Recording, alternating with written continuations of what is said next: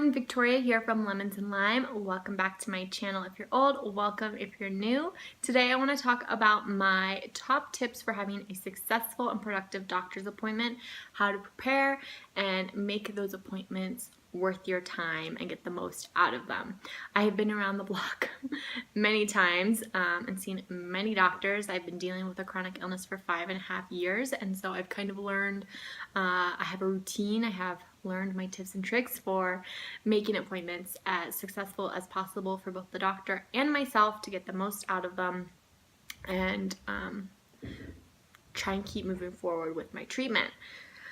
Seeing any doctor, but especially a new doctor, can be very stressful. There can be a lot of questions, a lot going on. It can be hard to remember everything you want to say, and so I'm going to kind of give you my top tips to prepare for an appointment and make it less stressful, hopefully. So my first tip is get yourself a little notebook that's dedicated to all your medical stuff. This isn't a very big notebook, about the size of my hand, but it can be as big or small as you feel comfortable. It just gives me enough room to write everything I need to write in it.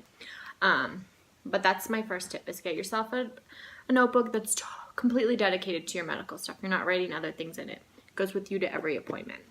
That feeds into my second tip, which is before heading to a doctor's appointment, I write all my questions and symptoms, current symptoms, down so that I'm prepared and I don't have to think about it all off the top of my head while I'm busy in the appointment stressing about, being at the doctor's office.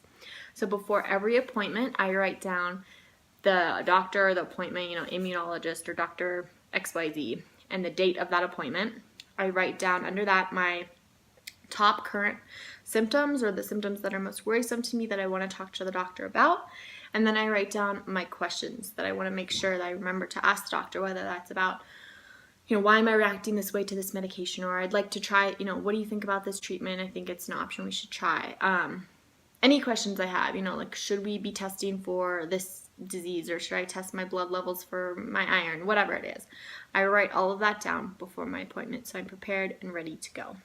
My third tip is that I always bring snacks and water with me when I go to a doctor's appointment. Appointments can be far away, or you may be sitting in the doctor's office with long waits. I have sat for 2 hours in the waiting room, and even if I ate before, that's 2 hours and then another however long in the doctor's appointment. And if I'm hungry, I get grumpy, I get tired, I can't think straight. If I'm dehydrated, all the same things can happen. I can feel lightheaded. I can't concentrate on what's going on. And so I always bring snacks. Even if I've just eaten, I bring a small snack and a bottle of water with me so that I'm always prepared in case my blood sugar drops or my blood pressure drops. I'm ready to go.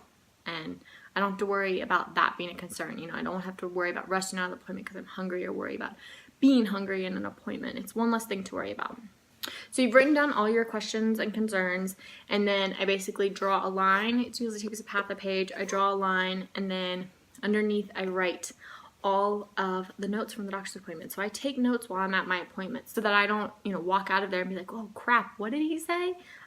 So my notebook has my questions and concerns for that appointment and all the answers and notes from that appointment, all usually on 1 or 2 pages. So everything is remembered. I don't have to call them later or freak out because I didn't remember what the doctor said. All right, so you've got your notebook, you've got everything written down, you've got your snacks. So my fourth tip is to bring another person with you to the appointment. This is for several reasons. I usually like to bring a parent, and if you can, a male. Unfortunately, our society and our medical system especially is quite sexist, and usually women, especially young women, are not believed. They're more often told that they have, they just need to see a therapist. It's all psychological. If I bring a parent, it makes it more believable because they can back my story, and doctors usually get intimidated by parents because they know parents will stand up for their kids. And then I usually bring my dad because he's a male and it makes it double believable.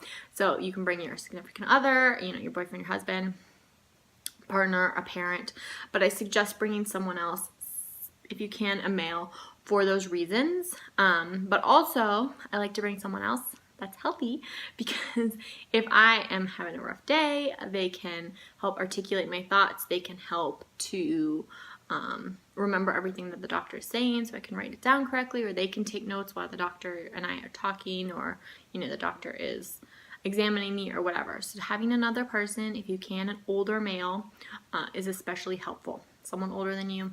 If you can get a guy, even better. My last tip is to have a binder that you have dedicated to your medical files. I have this big guy. I actually have several of these because my medical history is so long. But I have this binder that is organized with all my test results and doctor's notes and whatever. I organize everything by tabs, so this is too hard to hold. But I have like all my blood work, specialized testing, specific doctor testing, like all my GI test results, all my immunologist test results. Then I have all my treatment protocols and doctor's notes. And I organize all of it. I organize it by date and by category, as I just explained, so that I can keep a record and keep track of my symptoms and my whole health history. It's also so that I can bring this to future doctor's appointments. So if you're new to kind of the chronic illness world or seeing doctors, whatever, for whatever reason, get yourself a binder and start organizing right away. Because I did this like 3 years into the process, and it was kind of a pain in the ass to sit down and go through everything. But if you're old, go through the pain in the ass of organizing everything. Because then what I can do is I can just stick the binders in my bag, and I'm ready to go to the doctor's appointment. And if they're like 9 times out of 10, the doctor I see is like, oh, hey, you know, I'm gonna run these tests, or like, have you ever had this test run? I'm like, oh yeah, I have, or like, I just recently had that run, you don't need to rerun it. He's like, well, I don't see it, so I'm going to run it. I can be like, oh, here are the results right here, and they can look at it. Also helps them with diagnostics. It can eliminate time and money, because if you've already had them done, and the doctor can see it right there at that appointment, he may be thinking, oh, she just has, you know, iron deficiency. I'm like, oh, well, look, like I don't, and he can be like, oh, you're right, you don't. Like, I can eliminate that off the list of things. We can move on to the next thing. So I always suggest organizing everything, bringing them to your doctor's appointments, no matter what the doctor is. I don't care who the doctor is. I bring all my files to every first appointment. My last tip is to organize everything the night before. So if I have a doctor's appointment on a Wednesday, Tuesday night, I sit down and I put my food, my medical notebook, my doctor's notes, all my previous tests, whatever, in a bag, or my purse, or whatever it fits in, to take the next day, and I've put that right by the door so I don't forget to take it. A lot of times doctors want to see your medications, so I stick those in my bag so that they're coming with me too, and I just have a big medical bag that I take with me to every appointment. And I do this the night before so that I don't forget. So I kind of have like my checklist. I know what I need to bring, and then it's in my bag and ready to go, and I don't have to be worried about it in the morning, trying to rush out of the house and remembering to grab everything.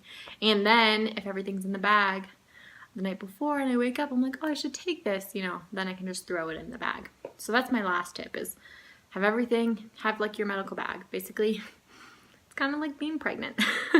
You have like your hospital bag for when you go into labor. I have my doctor bag for every time I go to a doctor's appointment or I'm preparing to go to a new doctor's appointment. So those are my top tips for making a doctor's appointment as successful as you can and preparing for it as best as you can. Doctor's appointments are stressful enough as it is. You know, you're dealing with a whole host of things, whether that's a new environment or the stress of seeing the doctor or wanting to get results or wanting to get answers. And so the more you can prepare and not have to worry about all these other little things while you're in the appointment or before the appointment, the smoother the process will be. And so, you know, you don't have a whole lot of control about the appointment itself, just, you know, what you project and what you say and how you react. You can't control the doctor. So, you know, if you can control all these other things, I find it really calming and helpful in terms of the whole process and making the appointment more successful. Anyways, I hope you found all these tips helpful. They really have helped me over the years. If you have other tips that you use to make your appointment successful or prepare for a doctor's appointment, be sure to leave them in the comments below so we can all use those tips and have better appointments and prepare for them. If you have any questions or comments, as always, be sure to leave them in the comment section below. Give this video a thumbs up if you found it useful or helpful. It really helps support my channel. And be sure to hit that little red subscribe button too, because it also supports my channel. And I will see you guys next video.